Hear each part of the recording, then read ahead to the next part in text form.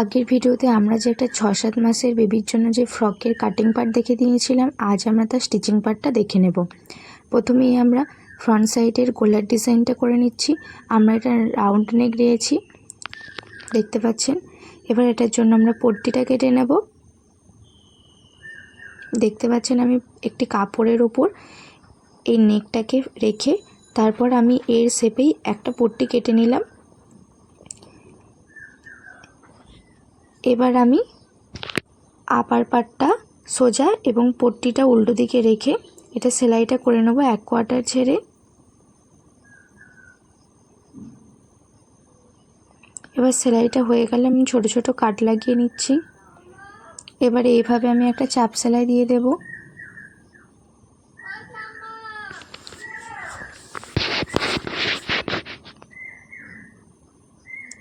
এবার আমি ভেতর থেকে মুড়ে এটা সেলাই দিয়ে দিচ্ছি।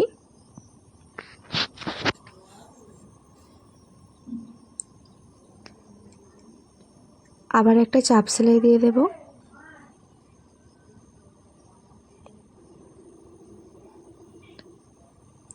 সেম ভাবে পেছনের পার্টটাতেও আমরা একইভাবে দাগ দিয়ে দিচ্ছি। এটাও আমরা রাউন্ড শেপ রাখবো।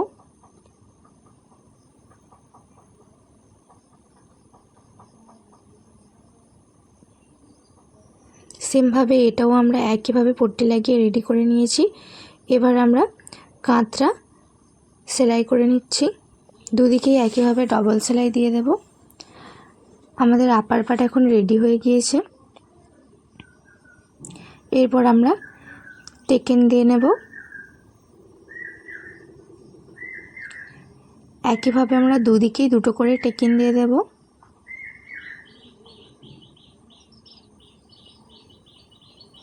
এবার আমরা হাতার ডিজাইনটা করে নেব।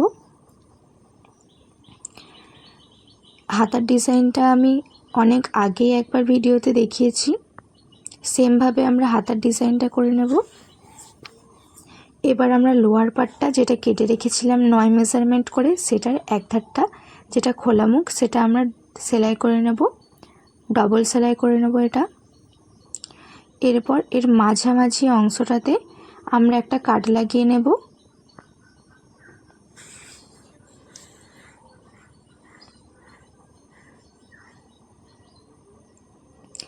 এবার আমরা নিচের দিকটা মুড়ে নিচ্ছি 1 ইঞ্চি করে।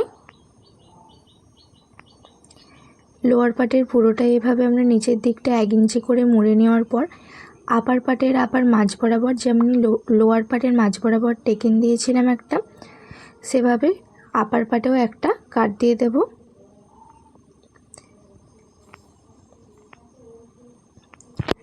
এরপর আপার পার্টে এবং লোয়ার পার্টে যেই জায়গাগুলোয় কাট দিয়েছিলাম সেই জায়গাগুলো একসাথে ধরে পিন দিয়ে সিকিউর করে নেব এবং মাঝ বরাবর লোয়ার পার্টের যে বাড়তি অংশটুকু থাকবে সেটা দিয়ে আমরা এটাতে কুঁচ লাগাবো।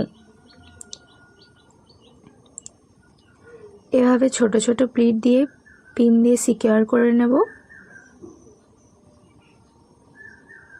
আপনারা যেরকম কাপড় রাখবেন সেরকম কুঁচ হবে।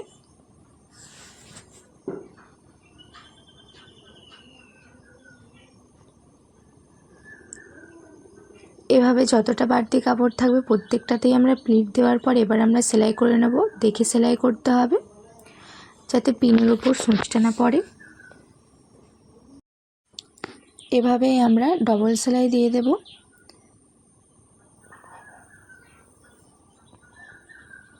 রেডি আমাদের কিউট বেবি ফ্রক।